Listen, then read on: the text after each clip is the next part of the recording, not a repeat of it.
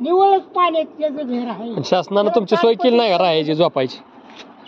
बाबा तुमची शासनानं सोय केली नाही का राहायची झोपायची? आम्ही वस्त्याने जातोय.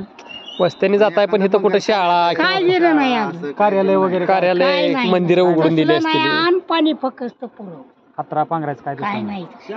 लहान मुलाला कपडे वगैरे काय नाही अजून तर. कोणी पुरव शासनाचं आलं का? शासनाचं काय आलं नाही. शासनाचं काय नाही म्हण अजून.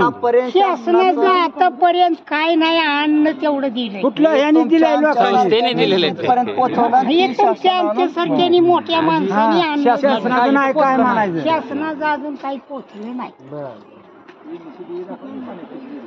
मग शासनानं काय हातराय पांघरायला ही शाळा या मुलीला काय आता हे शासनाने मदत जाहीर केली काय 10-20 हजार एवढ्यात भागतंय का आपल्या शेतीचं नुकसान त्याचं काय भागतच नाही. मोटरा गेल्या सगळं वाहून गेलं तर सरकारनं किती जर दिलं तर ते भागत. कितीक द्यावं सरकारने. आता ते किती ते आपण मागितलेलं द्यायचं काय सरकार. अगदी बरोबर बाबा. आपण मागितलं मी म्हणतो 10 लाख मागितलं तर सरकार देणार आहे. त्याच्या मर्जी.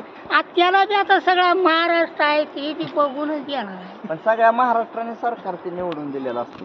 होय ते नाही पण सरकार काय म्हण. हे फक्त नदीकडनीच झालेलं आहे. मग नदीकडे महाराष्ट्राला द्यायचं. आम्ही सरकारला 10 लाख मागितलं तर सरकार देणार. मग किती द्यावं? काय त्याच्या याच्यानं काय त्याला काय मला समजा आता शासनानं 5,000 कुठं 2,000 3,000 जाहीर केले. ही ह्या जाहीर केलेल्या रकमा तुमच्या घर धुवायला तर पुरतील का? त्याची बघून परत आता निवळच काय त्याचं शेतातलं पीक बी गेलं घर बी गेलं त्याचं बघून त्याला द्यावं लागेल का. म्हणजे ज्यांना जास्त गरज आहे त्या लोकांना जादा रक्कम आली पाहिजे. आपण आता तुमचं जरा वैस बघतो तुमचं यांचं पाकच घे मग यांचं बघाय नाही. ज्यांचं जास्त नुकसान झालंय त्यांना जास्त रक्कम शासनाने दिली पाहिजे. गरजेचं. आता त्याच्या माग माग सगळ्यालाच सरकार देणार आहे. पण त्याला त्याचं भागत नाही म्हणून त्याच्यात ते ओरडत नाही. ज्या शेतकऱ्याचं किंवा ज्या ह्याचं जास्त नुकसान झालंय किंवा ज्यांचं निवळच घर गेलंय अशा लोकांना सरकारनं जास्त रक्कम देणं गरजेचं आहे.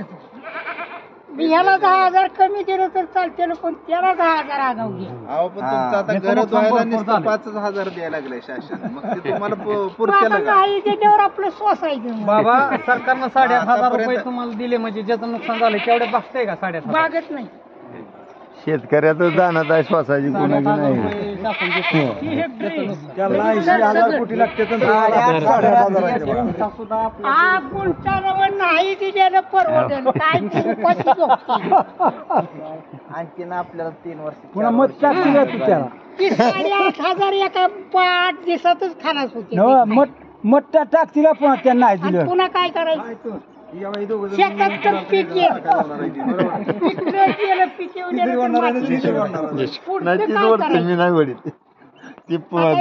त्याच्याशिवाय लुकुणाच्या मोठ्या मोठ्या राखला काय पाक गेलं खाली त्याला आणायचं कशाला. आणायला गावा पाहिजे. ऊस काढाय तुला किती पैसे लागतील बाहेर. तरी 8,500 येणार आहे. त्याच्यात तुमची साधी मोटरची केबल सुद्धा येत नाही. तुम्ही विचार करावा आम्हाला काय सांगायचं.